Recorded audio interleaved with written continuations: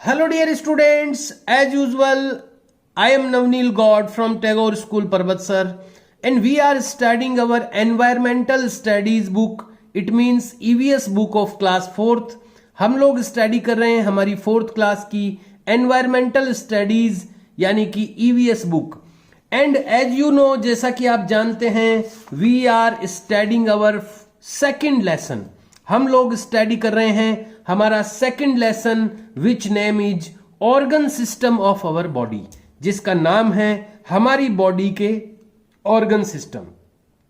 जैसा कि हम डिस्कस कर चुके हैं अपने पिछले वीडियोस में, and it is the 5th video of this lesson. आज का वीडियो 5वां वीडियो है इस लेसन का. I have posted 4 videos of this lesson already इस लेसन से रिलेटेड 4 वीडियोज में पोस्ट कर चुका हूं और उन 4 वीडियोज में हम लोग डिस्कस कर चुके हैं कि हमारी बॉडी के अंदर बहुत सारे सिस्टम काम करते हैं. अलग अलग सिस्टम अलग अलग कामों को करते हैं. जैसे सांस लेने का अलग सिस्टम है, हमारा हड्डियों का अलग सिस्टम है, हमारी नसों का अलग सिस्टम है, हमारे भोजन को पचाने का अलग सिस्टम है, हमारे जो जनन करने का यानी बच्चे पैदा करने का अलग सिस्टम है, हमारे शरीर में से जो वेस्टेज होता है, जो गंदी चीजें बनती है, उनको बाहर निकालने का अलग सिस्टम है. तो ऐसे बहुत सारे सिस्टम हमारी बॉडी में काम करते हैं और एक एक सिस्टम में कई ऑर्गन्स मिल करके काम करते हैं. ये सारी चीजें हम डिस्कस कर चुके हैं. And there are 8 types of system given in this lesson. इस लेसन में 8 प्रकार के सिस्टम ऐसे दिए गए हैं. We have studied many systems in our previous videos. अपने प्रीवियस वीडियोज में हम कई सारे सिस्टम्स पढ़ चुके हैं. And there are last 3 questions, 3 systems are remaining now. अब लास्ट के 3 सिस्टम बचे हैं. So we are going to study these 3 systems today. आज हम इन बचे हुए 3 सिस्टम्स को पढ़ेंगे. And our today's study is going to start. आज की स्टडी स्टार्ट होने जा रही है. The next system of our body is excretory system. Excretory system यानी उत्सर्जन तंत्र, जिसको हिंदी में उत्सर्जन तंत्र कहा जाता है. हमारी बॉडी के अंदर जो वेस्ट चीजें बनती है, खराब चीजें बनती है, जो पॉटी, यूरिन, ये सब जो चीजें बनती है, या जो भी हमारी बॉडी के अंदर बनता है जो हमारे काम का नहीं है, जो हमारी बॉडी के लिए यूजलेस हो चुका है, उसको हमारी बॉडी से बाहर निकालना भी जरूरी होता है. तो ये बाहर निकालने वाला जो सिस्टम है ऐसी चीजों को, वो एक्सक्रेटरी सिस्टम कहलाता है. हिंदी में इसको उत्सर्जन तंत्र कहते हैं, इंग्लिश में excretory system. The excretory system helps यानी ये मदद करता है इन द रिमूवल, हटाने के लिए, ऑफ वेस्ट सब्सटेंसेज यानी व्यर्थ के पदार्थों को. जो वेस्ट सब्सटेंसेज होते हैं, जो व्यर्थ के पदार्थ हमारी बॉडी में बनते हैं, उनको रिमूव करने के लिए, उनके रिमूवल के लिए यानी उनको बाहर निकालने के लिए ये सिस्टम हमारी हेल्प करता है. अब कैसी चीजें हैं वो, कौन कौन सी चीजें हैं जो वेस्ट सब्सटेंस मानी जाती है, जो व्यर्थ की चीजें मानी जाती है. लाइक यानी जैसे, स्वेट यानी होता है पसीना. जैसे हमारी बॉडी में पसीना बाहर आता है तो वो भी वेस्ट सब्सटेंसेज है.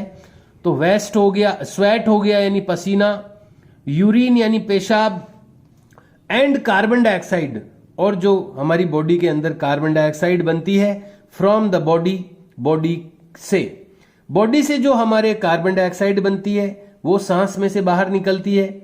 यूरिन बनता है, वो बाहर निकलता है पेशाब, और स्वेट यानी पसीना बाहर निकलता है. और हमारे शरीर से जो हमारी शरीर में जो स्टूल बनता है वो भी हम डेफेकेशन के थ्रू बाहर निकालते हैं. तो ये जो सिस्टम है पूरा, ये एक्सक्रेटरी सिस्टम कहलाता है. लंग्स, अब कौन कौन से ऑर्गन मिलके करते हैं ये काम? तो लंग्स यानी फेफड़े, स्किन यानी त्वचा, एंड किडनीज यानी गुर्दे आर एक्सक्रेटरी ऑर्गन्स. ये हमारे एक्सक्रेटरी ऑर्गन्स हैं जो कि ये काम करते हैं. किडनी क्या होती है? गुर्दा जिसको हम कहते हैं. तो मैं आपको दिखाना चाहूंगा किडनी का फोटो। ये है किडनी, एक्सक्रेटरी सिस्टम ही है ये पूरा का पूरा। देखो ये किडनीज है, ये किडनी है, ये हमारे ब्लड में से जो वेस्ट मटेरियल होता है, जो बेकार चीजें होती है, जो गंदगी होती है, उसको छान करके, उसको फिल्टर करके और यहाँ इन नलियों के द्वारा, इन वेसल्स के द्वारा यहाँ पर भेज देती है और यहाँ से फिर वो यूरिन बाहर निकल जाता है, पेशाब के रूप में बाहर निकल जाता है। तो ये किडनीज होती है, 2 किडनीज होती है अपनी बॉडी में, 2 किडनियां होती है। तो ये किडनी क्या है? Kidneys are bean shaped structures. Kidney जो है वो मुंह जैसे ये मोठ होते हैं अपने, मोठ और चमले, इनके बीज की तरह ये होती है। देखो मोठ या चवले के जैसी इसकी बीन शेप्ड, मोठ या चवले के आकार की होती है, ये आकृति की होती है। Kidneys are bean shaped structure, ये मोठ या चवले के शेप यानी आकृति के की संरचना होती है। दैट हेल्प, जो मदद करती है, to keep our body clean, हमारी बॉडी को क्लीन करने में मदद करती है। द वेस्ट यानी फालतू चीजें, वेस्ट जो कहलाती है, आर रिमूव्ड, इसको हटाया जाता है, बाहर निकाला जाता है, फ्रॉम द बॉडी, बॉडी से, in the form of urine, urine के फॉर्म में यानी पेशाब के रूप में हमारी बॉडी से जो वेस्ट मटेरियल होता है उसको रिमूव किया जाता है। इट आल्सो रिमूव्स, ये इस चीज को भी रिमूव करती है, किसको? एक्सेस वाटर, ज्यादा पानी को, एंड साल्ट्स और नमक को। हमारी बॉडी के अंदर अगर ज्यादा पानी पी लेते हैं हम तो पेशाब ज्यादा लगता है, यूरिन, और इसी तरह जो ज्यादा नमक हम खा लेते हैं तो उसको भी बाहर निकल जाता है। जैसे कई लोग जिनकी बीपी हाई होता है तो उनको पेशाब करने की दवाई देते हैं, तो पेशाब के साथ उनकी बॉडी से जो साल्ट होता है बाहर निकल जाता है तो उनको आराम मिल जाता है। तो ये हमारी बॉडी से वेस्ट मटेरियल को तो रिमूव करते ही हैं किडनीज, उसके साथ साथ जो एक्सेस वाटर होता है, जो एक्स्ट्रा पानी होता है, ज्यादा पानी होता है, जितनी जरूरत है बॉडी को उतना तो रहेगा, बाकी का जो एक्सेस वाटर होता है, जो अधिक पानी हमारी बॉडी में आ जाता है, उसको और साल्ट यानी नमक को ये हमारी बॉडी से रिमूव करता है, यानी उनको भी रिमूव करता है ये किडनी। और अब बात करते हैं लंग्स यानी फेफड़े की। तो ये ब्लड के अंदर की सफाई तो किडनी ने कर दी। अब जो कार्बन डाइऑक्साइड निकली बाहर निकालनी है वो कौन निकालेगा? लंग्स। ये लंग्स के बारे में हमने इसमें पढ़ा था रेस्पिरेटरी सिस्टम में। ये 2 लंग्स होते हैं हमारे, सांस को जब हम एयर को अंदर लेते हैं तो ये इन लंग्स में आती है एयर, और इन लंग्स में जो ऑक्सीजन होती है वो तो लंग्स ले लेता है और कार्बन डाइऑक्साइड को वापस बाहर निकाल देता है। तो ये होते हैं लंग्स यानी फेफड़े, जिनको हिंदी में हम कहते हैं लंग्स यानी फेफड़े। थ्रो आउट यानी बाहर फेंक देते हैं कार्बन डाइऑक्साइड गैस को। व्हेन, जब, वी ब्रीद आउट, जब हम बाहर सांस को निकालते हैं तो ये जो लंग्स होते हैं ये कार्बन डाइऑक्साइड गैस को बाहर थ्रो कर देते हैं, आउट कर देते हैं। स्किन, तीसरी चीज है इन स्किन। देखो ये हमारे एक्सक्रेटरी ऑर्गन कौन कौन से हमने पढ़े? एक तो किडनी तो ब्लड को फिल्टर कर देती है। दूसरा हमने पढ़ा लंग्स के बारे में, तो लंग्स क्या करते हैं? कार्बन डाइऑक्साइड को बाहर निकाल देते हैं। और तीसरी चीज है स्किन यानी हमारी त्वचा। हमारे पसीना आता है त्वचा में से बाहर। पसीना जो हमारी स्किन होती है उसमें छोटे छोटे छेद होते हैं, और उस चमड़ी के नीचे कुछ ऐसी ग्लैंड्स होती हैं, कुछ ऐसी ग्रंथियां होती है जिसको स्वेट ग्लैंड कहते हैं, पसीना निकालने की ग्रंथियां। वो हमारे शरीर में से जो वेस्ट होता है, जो खराब चीजें होती हैं, उनको पसीने के रूप में बाहर निकाल देती है। तो पसीना निकलना भी चाहिए ताकि हमारी बॉडी से जो वेस्ट सब्सटेंसेज है वो बाहर रिमूव होते रहे। Skin also throws out, skin भी बाहर फेंकती है द वेस्ट्स यानी फालतू चीजों को, थ्रू स्वेटिंग, पसीने के द्वारा। स्वेट यानी पसीना, इज प्रोड्यूस्ड, ये उत्पादित किया जाता है या निकाला जाता है बाय स्वेट ग्लैंड्स, पसीने की ग्रंथियों के द्वारा। ये स्वेद ग्रंथियां, पसीने को स्वेद भी कहते हैं, स्वेद ग्रंथियां हिंदी में कहते हैं इसको। स्वेद यानी पसीना, पसीना निकालने वाली ग्लैंड्स यानी ग्रंथियां होती है जो कि प्रेजेंट जो कि उपस्थित होती है बेनेथ द स्किन यानी चमड़ी के नीचे। जो हमारी स्किन के बेनेथ यानी नीचे होती है स्वेट ग्लैंड्स, पसीने वाली ग्रंथियां, वो स्वेट के रूप में हमारी अंदर जो बॉडी के अंदर जो वेस्ट होते हैं, जो व्यर्थ की चीजें होती है, उनको रिमूव करती है। दिस हेल्प्स, ये मदद करती है इन मेंटेनिंग, बनाए रखने में बॉडी टेम्परेचर, शरीर का तापमान। हमारे बॉडी से पसीना आता रहता है तो हमारी बॉडी का जो टेम्परेचर है वो कंट्रोल में रहता है। आप सोचिए, हम लोग कई बार जब खेलते हैं, दौड़ लगाते हैं, तो हमारी बॉडी में तापमान बढ़ जाता है, टेम्परेचर हाई हो जाता है अपना, लेकिन जैसे ही पसीना आता है अपनी बॉडी से, तो वो ठंडा ठंडा पसीना हमारी बॉडी को कूल कर देता है वापस। तो जो तापमान बढ़ा था, जो टेम्परेचर हाई हो गया था, वो धीरे धीरे कंट्रोल में आ जाता है। तो इससे हमारे बॉडी का टेम्परेचर भी मेंटेन रहता है। तो इस तरह से जो चीजें हैं ये जो चीजें वो एक्सक्रेटरी सिस्टम है। और चौथी बात एक और रह गई, जो हमारे जो स्टूल बनता है, जो पॉटी बनती है, वो चीजें आ गई हमारे डाइजेस्टिव सिस्टम में। यानी डाइजेस्टिव सिस्टम का ही पार्ट है वो। और हमने पढ़ा है उसको कि जो छोटी आंत और बड़ी आंत होती है, जो इंटेस्टाइन, स्मॉल इंटेस्टाइन और लार्ज इंटेस्टाइन होती है, उसमें से होता हुआ जो वेस्ट होता है वो बाहर निकल जाता है, रिमूव हो जाता है। तो वो भी एक तरीका है वेस्ट को बाहर निकालने का। तो वो भी एक पार्ट है जो कि एक्सक्रेटरी का काम करता है, बाहर निकालने, उत्सर्जन का कार्य करता है। तो ये हमारा एक्सक्रेटरी सिस्टम होता है, उत्सर्जन तंत्र होता है, जो हमारे शरीर की वेस्ट मटेरियल को, वेस्ट सब्सटेंसेज को रिमूव करता है। अगला जो सिस्टम है हमारी बॉडी का, वो है द नर्वस सिस्टम। नर्व कहते हैं नसों को, जिसको हम आम भाषा में नस कहते हैं। नस, अपनी पूरी बॉडी में हर एक जगह पे नसें फैली हुई है, उनको इंग्लिश में नर्व्स कहते हैं।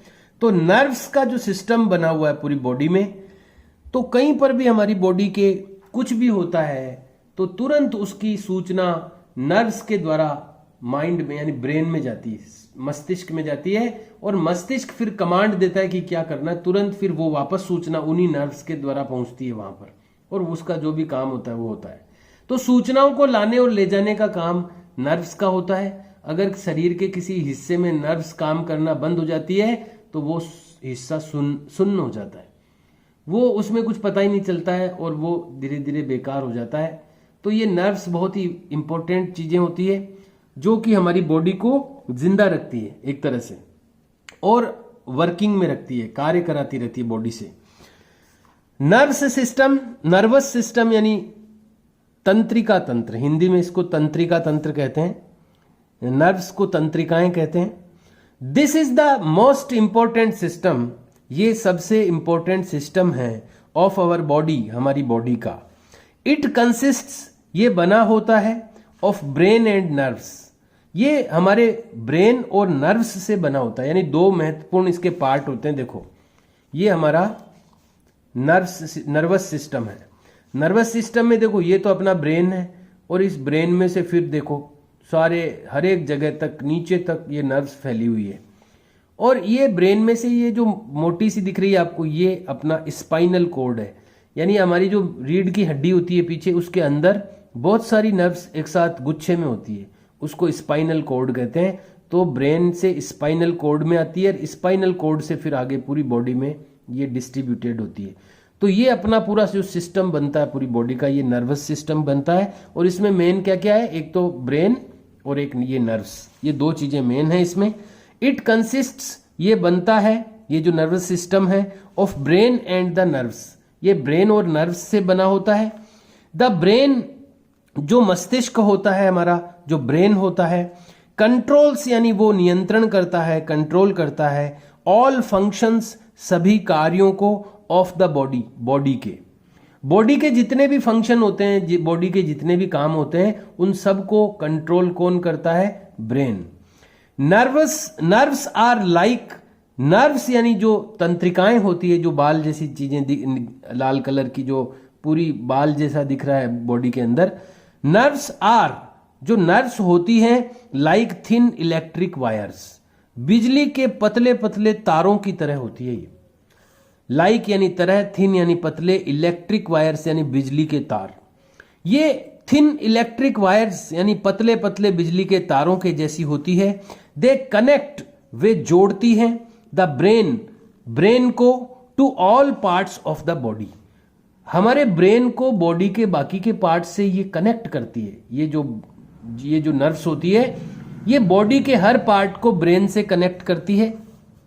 द ब्रेन इज लोकेटेड, अब ब्रेन कहां होता है? The brain is located, brain स्थित होता है इनसाइड द हेड के अंदर यानी सिर के अंदर। इट इज ए सॉफ्ट, ये एक मुलायम एंड डेलिकेट ऑर्गन, और ये एक नाजुक अंग है। अपने को लगता है सिर तो हमारा बहुत पक्का होता है, लेकिन ये बाहर तो हड्डियां होती है, स्कल यानी खोपड़ी होती है, उसके अंदर कोमल जो ब्रेन होता है बहुत ही कोमल और नाजुक होता है। इट इज ए सॉफ्ट, ये एक मुलायम एंड डेलिकेट यानी नाजुक ऑर्गन यानी अंग होता है जो ब्रेन होता है। मैसेजेज आर कैरीड, यानी मैसेज यानी होता है संदेश, सूचना। मैसेजेज आर कैरीड, मैसेजेज ले जाए जाते हैं। टू यानी को, एंड फ्रॉम और से, यानी द ब्रेन से और ब्रेन को। टू ब्रेन यानी ब्रेन को, मैसेज ब्रेन को भेजे जाते हैं और ब्रेन से फिर वापस भी लाए जाते हैं। यानी कोई भी अपनी बॉडी में किसी भी पार्ट में, बॉडी के किसी भी पार्ट में अगर कुछ भी होता है, कोई पिन चुभती है, किसी ने हाथ लगाया, तो उसकी जो सूचना है, मैसेज है, वो सीधा नर्व्स के थ्रू जाएगा ब्रेन में, और ब्रेन से फिर वापस मैसेज आएगा कि क्या करना है, तो तुरंत वो काम करेगी अपनी बॉडी। तो ये इसीलिए लिखा है टू एंड फ्रॉम, यानी ब्रेन तक भी ले जाती है मैसेज, ब्रेन तक जाते हैं और ब्रेन से फिर वापस भी आते हैं message. Messages are carried to and from the brain, message भेजे जाते हैं और लाए जाते हैं ब्रेन से थ्रू द नर्व्स के द्वारा, यानी नसों, इनको तंत्रिकाओं के द्वारा। द ब्रेन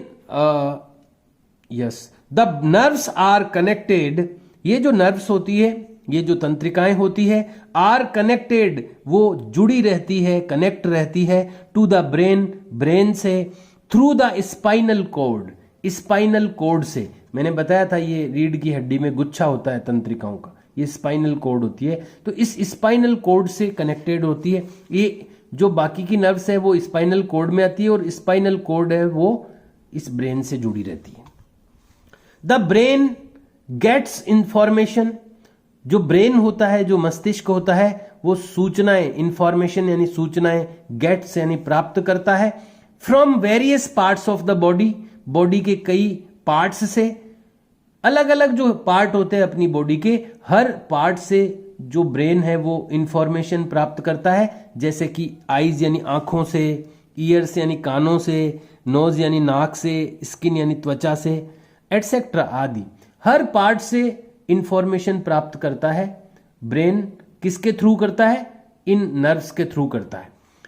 और फिर क्या करता है जब इंफॉर्मेशन ब्रेन के पास आ जाती है? इट एनालाइसिस द इंफॉर्मेशन, फिर ये इंफॉर्मेशन यानी सूचना का एनालिसिस करता है, यानी विश्लेषण करता है कि क्या करना है क्या नहीं करना है। ये सारा एनालिसिस यानी विश्लेषण ये करता है ब्रेन इंफॉर्मेशन का।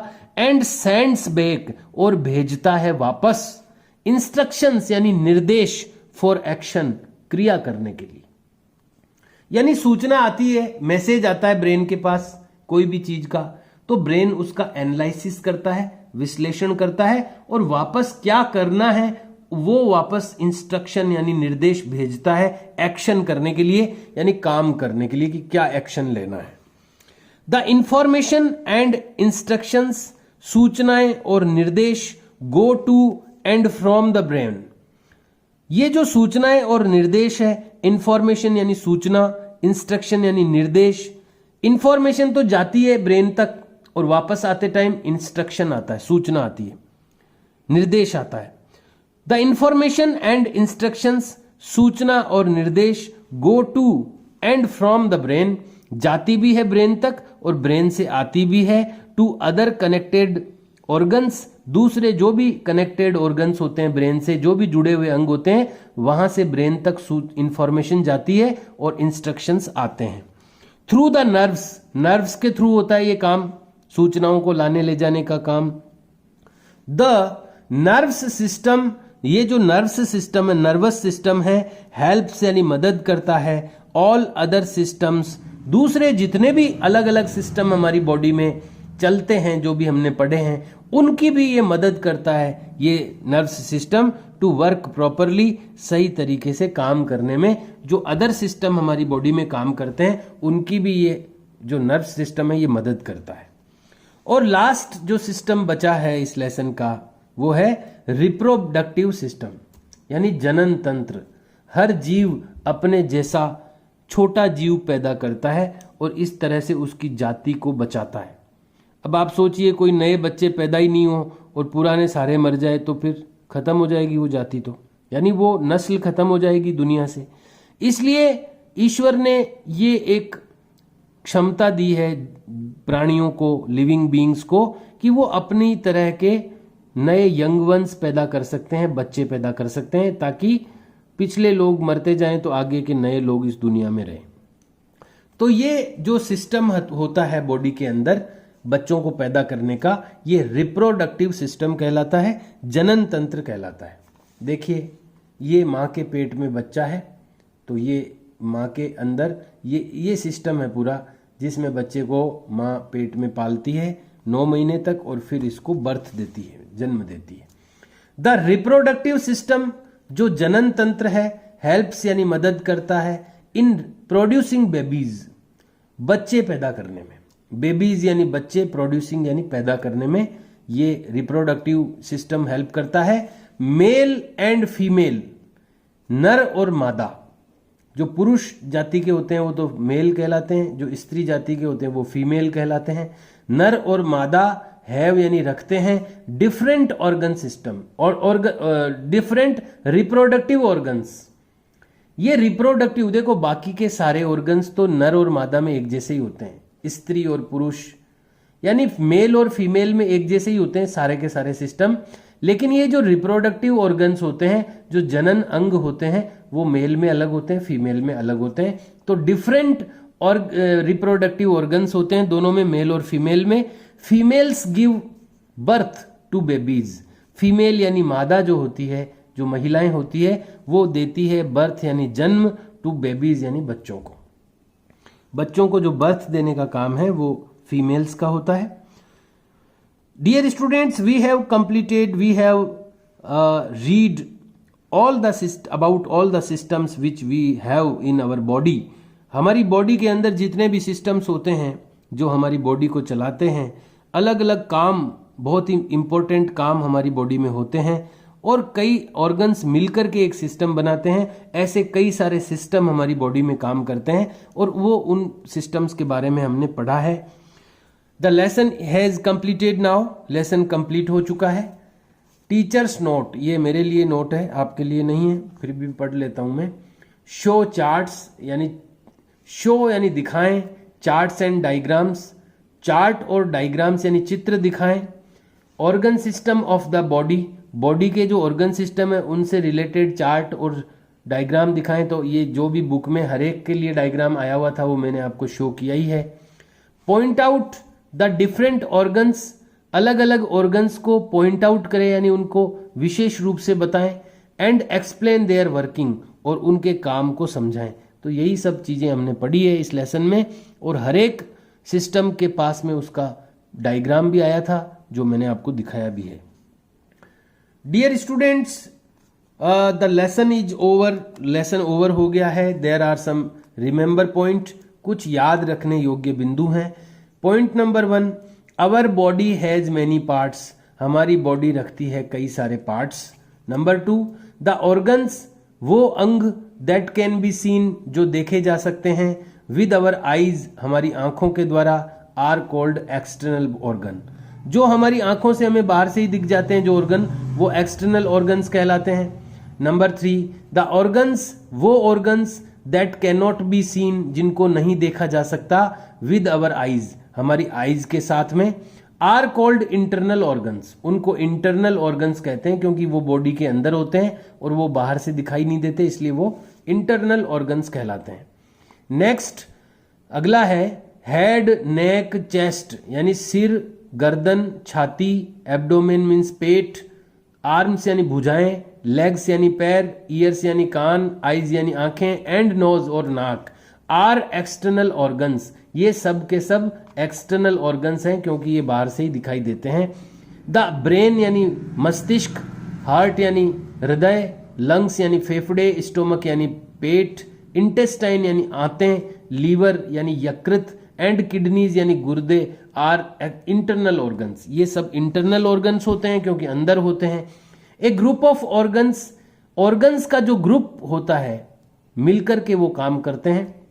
ए ग्रुप ऑफ ऑर्गन्स यानी कि वो ऑर्गन्स का ग्रुप या समूह वर्किंग टुगेदर जो मिलकर के काम करता है, टू परफॉर्म करने के लिए, ए स्पेसिफिक टास्क एक विशेष काम को करने के लिए कुछ ऑर्गन्स का जो ग्रुप है वो वर्किंग टुगेदर मिलकर के काम करता है, is called an organ system, उसको ऑर्गन सिस्टम कहते हैं। Dear students, I want to give you some return work. मैं आपको आज कुछ रिटर्न वर्क देना चाहता हूं। I am giving you some MCQs. यहां पर अब ये लेसन कंप्लीट हो गया है, इसके क्वेश्चन आंसर करने हैं हमें, लेकिन आज हम सारे क्वेश्चन आंसर नहीं करेंगे। आज मैं केवल आपको एमसीक्यू दूंगा। एमसीक्यू यानी मल्टीपल चॉइस क्वेश्चंस, जिसमें एक से ज्यादा चॉइसेज होती है और उसमें से वन अपने को राइट करना होता है। तो हर एक ध्यान रखें कि जितने एक लाइन में अगर 2 ऑप्शंस आ रहे हैं तो 2 ऑप्शंस ही लिखें। जबरदस्ती फोर्सली आप उसको पुश करने की कोशिश नहीं करें। अगर 1 लाइन में 2 ऑप्शन आ रहे हैं तो नेक्स्ट ऑप्शन आप सेकंड लाइन में लिखें और हर एक ऑप्शन और क्वेश्चन के बाद 1 लाइन ब्लैंक लीव करते हुए अगला क्वेश्चन लिखें और अच्छी हैंडराइटिंग में काम करें। इस लेसन में कुछ रिटर्न वर्क अभी तक हुआ नहीं है शायद, तो ये लेसन का नंबर और नेम जरूर मेंशन करें शुरुआत में। और जैसा कि हम जानते हैं न्यू लेसन न्यू पेज से स्टार्ट होता है। अगर कोई रिटर्न वर्क मैंने दे रखा है इस लेसन में से तो वो उसके बाद 1 लाइन लीव करते हुए, ब्लैंक लीव करते हुए आप इसको करें। सबसे पहले आप लिखें एक्सरसाइज, कैपिटल लेटर्स में लिखा हुआ है अभ्यास। Question number A, tick the correct answer, सही आंसर को टिक करें। क्वेश्चन नंबर 1, द हेड यानी कि सिर, चेस्ट यानी छाती, एंड एब्डोमेन और पेट आर यानी हैं। सिर, छाती और पेट ये क्या है? बाहर के अंग हैं कि अंदर के हैं? तो बाहर के हैं तो एक्सटर्नल ऑर्गन होंगे। इसमें ऑप्शन दिए हुए ए में, ए एक्सटर्नल ऑर्गन बाहर के अंग, बी इंटरनल ऑर्गन यानी अंदर के अंग, और सी में दिया हुआ है सेंस ऑर्गन यानी ज्ञान प्राप्त करने वाले अंग, ज्ञानेंद्रियां जिनको कहते हैं। तो ये एक्सटर्नल ऑर्गन्स हैं। So you have to make a tick mark in the related box. इससे रिलेटेड जो बॉक्स होगा उसमें आपको टिक मार्क करना है। ये जो ए बी सी हम लिखते हैं इसके ब्रैकेट भी आप बना दें और ये इसमें मार्जिन के अंदर नहीं लिखें। कई बच्चे इस ए को ना लेफ्ट मार्जिन के अंदर डाल देते हैं। लेफ्ट मार्जिन में केवल ये नंबर, क्वेश्चन नंबर आएंगे, ए बी सी सब बाहर रहेंगे। ध्यान रखिए इस बात का। ए बी सी तीनों ही मार्जिन से बाहर लिखे जाएंगे। जो हाशिया होता है अपना उसके अंदर नहीं लिखें, उसमें केवल ये क्वेश्चन का नंबर आएगा। तो इस तरह से तीनों ऑप्शन आपको लिखने हैं। 1 लाइन में अगर 2 ऑप्शन आते हैं तो आप 2 ऑप्शन लिखें। मान लो आपके 2 भी नहीं आते हैं तो 1 लाइन में 1 ऑप्शन, सेकंड लाइन में सेकंड ऑप्शन, थर्ड लाइन में थर्ड ऑप्शन। उनके पास में बिसाइड देम, उनके पास में ही आपको बॉक्स ड्रॉ करने हैं और उसमें करेक्ट जो आंसर है उसके बॉक्स में आपको टिक मार्क करना है। Then you have to leave a blank line and the question number 2, brain is a part of, brain यानी मस्तिष्क, अभी अभी हमने पढ़ा है आज ही। Brain is a part of, brain है एक पार्ट, किसका पार्ट है ब्रेन? एक्सक्रेटरी सिस्टम का पार्ट है, नर्वस सिस्टम का पार्ट है या मस्क्यूलर सिस्टम का पार्ट है? तो अभी अभी हमने पढ़ा है कि नर्वस सिस्टम का पार्ट है brain. Then you have to leave 1 blank line and question number 3, lungs are part of our, lungs यानी फेफड़े, वो किस सिस्टम का पार्ट है? स्केलेटल सिस्टम यानी हड्डियों वाले सिस्टम का, सर्कुलेटरी सिस्टम यानी पूरी बॉडी में चीजों को सर्कुलेट करता है ब्लड, उस सिस्टम का, या रेस्पिरेटरी सिस्टम यानी सांस लेने का जो सिस्टम है, तो ये रेस्पिरेटरी सिस्टम का पार्ट होता है जो लंग्स होता है। You have to leave a blank line. Then question number 4, skeletal system यानी हड्डियों का सिस्टम, कंकाल तंत्र जिसको हिंदी में कहते हैं, इज मेडअप ये बना होता है ऑफ यानी का। ये किसका बना होता है स्केलेटल सिस्टम? मसल्स का यानी मांसपेशियों का, बोन्स यानी हड्डियों का, या ब्लड यानी रक्त या खून का। तो बोन्स का बना होता है skeletal system. Then you have to again leave a blank line. Question number 5, nerves are connected. Nerves जुड़ी होती है टू द ब्रेन, ब्रेन से, थ्रू द, किसके द्वारा जुड़ी होती है? तो हमने पढ़ा है आज ही, स्पाइनल कोड। ये स्पाइनल कोड होती है ना, इसके थ्रू जुड़ी होती है नर्व्स ब्रेन से। तो यहां पर लिखा है ब्लड वेसल्स यानी रुधिर की नलियों से, नलियों के थ्रू जुड़ी होती है, बैकबोन के थ्रू यानी रीढ़ की हड्डी के थ्रू, या स्पाइनल कोड, रीढ़ की हड्डी के अंदर जो गुच्छा होता है नर्व्स का उसको स्पाइनल कोड कहते हैं, उसके थ्रू जुड़ी होती है। तो इसको आप टिक मार्क करें। Dear students, there are many other questions also of this lessons. इस लेसन के कई और भी क्वेश्चंस अभी रिमेनिंग है, बाकी हैं, लेकिन लेसन आज जो टाइम है वो कंप्लीट हो गया है, इसलिए हम लोग इन नेक्स्ट जो फर्दर क्वेश्चन आंसर्स है इनको आज नहीं कर पाएंगे। We will do these rest of question answers in our next video. अगले वीडियो में हम लोग इन क्वेश्चन आंसर्स को करेंगे। You have to do these 5 MCQs today. आज आपको ये 5 MCQ करने हैं। Please do the written work in a good handwriting. कृपया अपना वर्क अच्छी हैंड राइटिंग में करें ताकि आप भी उनको पढ़ सकें, रीड कर सकें जब आपको उनकी नीड हो। जब टेस्ट होगा तो आपको लर्न करने के लिए ये नोटबुक ही यूज में आने वाली है।